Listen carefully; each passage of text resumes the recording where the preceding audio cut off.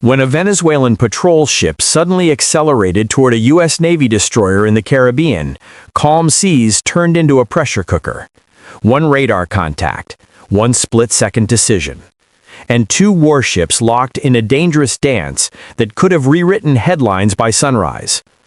0600 hours, what should have been another quiet patrol for the USS Lassen, quickly shifted into a test of precision, discipline, and nerve. The Caribbean dawn was peaceful, but on the radar screens, a fast-moving blip began to grow.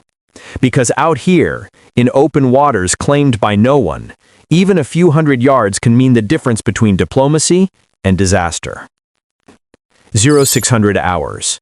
The Caribbean glows with pale morning light as USS Lassen, DDG-82, cuts a steady line north of La Guaira, Venezuela. The destroyer's mission is routine, lawful freedom of navigation operations through international waters. Nothing out of the ordinary, until the radar screen flares. The AN/SPY/1D system locks on a fast-moving contact closing from the south, speed 22 knots, range decreasing, bearing steady. Not a fishing trawler, not commercial traffic. The CIC calls it out, possible Venezuelan Coast Guard cutter. On the bridge, voices tighten. The Niguida GC-23 has been known to shadow foreign vessels before, but this time it's moving fast, too fast. The contact refuses to answer initial hails. Radio static fills the air as the captain orders the helmsman to hold course. Through binoculars, crew spot a gray hull cresting over low waves, closing to within 300 yards. The ship's bowspray glitters in the rising sun. Tension ripples across the deck. Sailors grip rails, waiting for the order that hasn't yet come. The destroyer's Mk-45 5-inch gun remains cold, the SM-2 defensive suite silent, but everyone feels the pulse of proximity. Seconds stretch. The Venezuelan cutter drifts just off the port bow, its bridge windows flashing in the light. No signal flags, no wave, no word. Every sailor on watch understands. One wrong move now, and this tranquil sea becomes the stage for an international incident. Will the U.S. destroyer alter course, or hold its line of authority? 0635 hours. The Venezuelan cutter Niguada suddenly veers hard to port. Its bow slices the blue surface, spraying water across the destroyer's forward deck. On board the USS Lassen, alarms blare, proximity alert.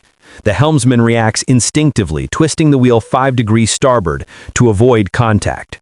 Metal groans as the ship heels slightly, the wake forming a frothy wall between two nations at arm's length. For a few terrifying seconds, the Venezuelan hull looms so close that crewmen can see faces through the bridge glass. Phones raised, cameras rolling. Spray hits the forward bulkhead. One officer mutters, "Too close," as the destroyer steadies itself at 15 knots, holding line but not striking back. The bridge communication circuit floods with chatter. Engineers confirm all systems nominal. On deck, sailors record with handheld cameras, capturing every movement for the incident log. The Venezuelan vessel's engines surge again, circling back, as if testing the destroyer's nerve.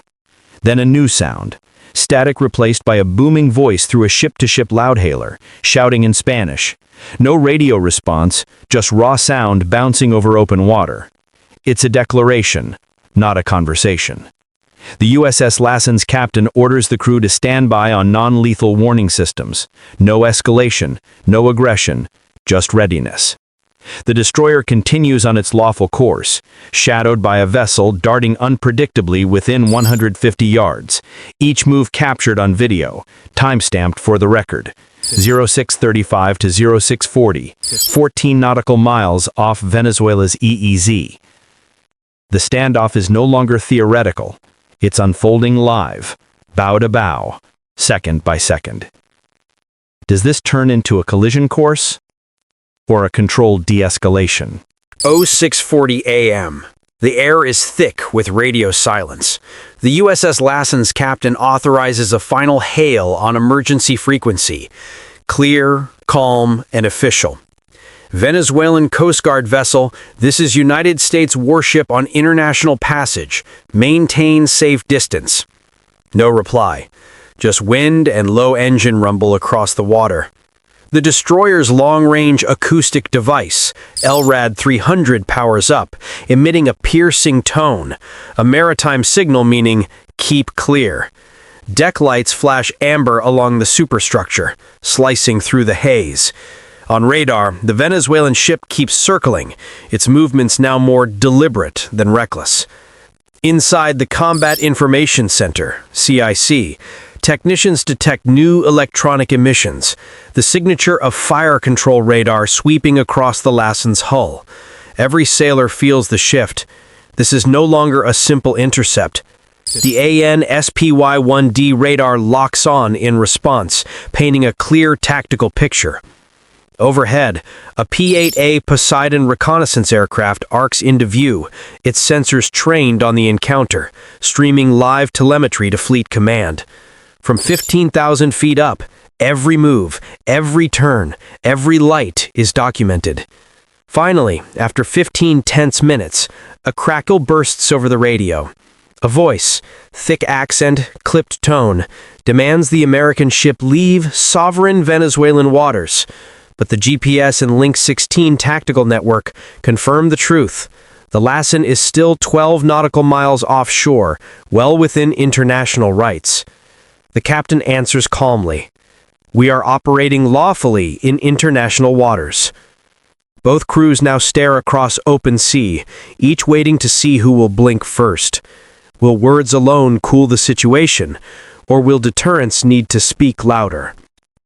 0695 a.m. The command deck of the USS Lassen is silent except for the hum of engines and the clipped reports from each watch station.